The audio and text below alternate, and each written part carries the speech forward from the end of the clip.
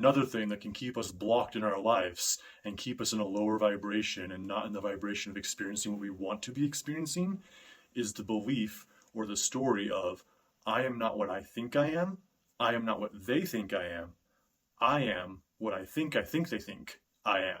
Meaning that when we believe and lean into, oh, well, this person must think that about me, or this is how they view me, when we're living from the standpoint of not who I really think I am, not from the standpoint of who I know I am, or from the standpoint of what I'm aiming to be, but living in the standpoint of like, I'm what I think I am. And the reason there's kind of that double think in there is because even what we think they think about us is probably false, is a false story, a false paradigm that we've created. And even if they really do think that about us, it doesn't matter. Screw it. But in reality, if you were to approach people and be like, oh man, you probably think I'm such a weirdo, they'd be like, well, no man, I don't think you're a weirdo. Or if you're like, oh man, they probably gossip about me all the time. No, they probably don't, you know. Or, oh, they expect these certain standards of me and they desire me to be a certain way because I look this way, you know, because I'm, you know, I'm not the most perfect whatever asymmetrical being in the universe, you know, I must be this way. Or when I go to the gym and lift, it must be like, oh man, that guy just must be obsessed with working out all the time. He must be a muscle brain and have no smarts. We don't actually know if that's how they view us. But when we allow that to be the story that we live in, we block ourselves from stepping into our ideal energy. We block ourselves from stepping into the ideal vibration we wish to experience. And we all play this game. It's the reverse of judging. It's not us judging others. It's letting others judge us and thinking that they're judging us, which is actually our internal inner critic judging us.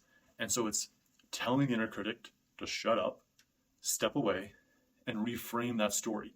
And the way you can reframe that story is by either going and actually directly asking them if that's what they think of you, or realize, take a breath, and realize it's the inner critic. The inner critic, the one that is always in opposition. It's the anti-you. It's the anti-hero within you. The one that whenever you have a great idea or you do awesome, puts you down. That same inner critic that talks down to you. That's like, hey idiot, why'd you do that? You mess up, you screw up. That's the inner critic. So flip the inner critic into a rival that you can grind with a little bit, that can help you empower yourself, that you can do. Or realize the inner critic's always going to be in the background, being the heckler of your life. And let it be the heckler, but realize it's just a heckler. And if you've ever watched stand-up comedy, you can watch how they deal with hecklers and how they shut down hecklers. It's flipping and reframing whatever they say. Flipping and reframing whatever we think about ourselves. Because what you truly think about yourself is how you actually show up. The story you tell yourself about you is how you project yourself out into the world. So if you think people view you as playing small, or as someone that's not confident, or isn't good at something and just can't, but because you're telling yourself that, you're acting that way. So you can shift that paradigm. Because we don't really ever know what's going on in someone else's mind, and we don't actually know how they view us unless we directly ask them and we believe them to be honest. But even then, that's their perception. That's their information. That's just feedback. And all feedback is just information. Another way that we stay stuck in life and keep ourselves in a vibration that doesn't serve us is by denying our gifts, by denying our intuition, by denying the signs of our own self and not stepping into our power. The stories of I'm not worthy is an example of that. But also, like, when you feel something is off or you feel something's a good idea, act on it. Lean into it. And if you're wrong, then fail faster. If you want to learn about failing faster, you can watch my video about successes I learned from a billionaire, from a compassionate, loving billionaire. This idea of blocking ourselves from our gifts, blocking ourselves from our own intuition and the signs around us, or the call to step into our power. It takes more energy to resist than it does to pursue. So when we resist who we want to be, it's actually draining the energy of us. It's draining us more than it takes to pursue that and to lean into that.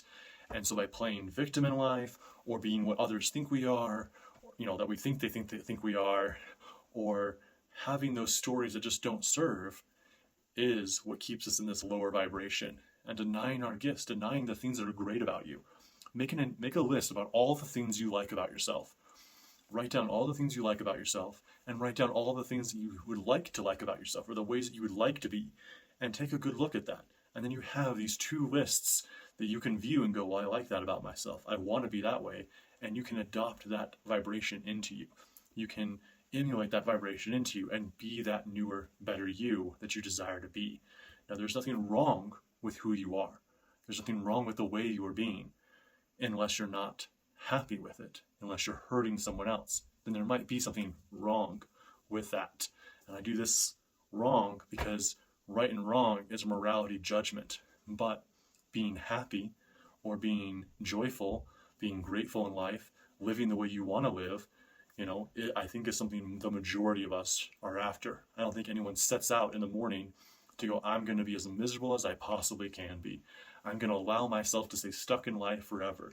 And I'm going to continue to settle in life and stay in the same box forever. This box that I've created for myself based on what other people have told me, what I think other people think of me, and playing victim in life. I'll stay in my box and not step out of it. I'll stay not in my comfort zone, but even a smaller version of my comfort zone. It doesn't serve to play small in life. It doesn't serve you, and it doesn't serve those around you. So I invite you to stop playing small and look at these blockages. Leave me a comment down below if you'd like to hear more about these kinds of things, as well as there's some other videos probably popping up right there that you can watch to continue going down this route of high vibe entertainment and things to learn. So hope you're having a great day. Remember, you are an awesome being, and anything that is keeping you stuck in your life can become unstuck, and you can reframe it and flip the paradigm on it. Peace and love, my friends.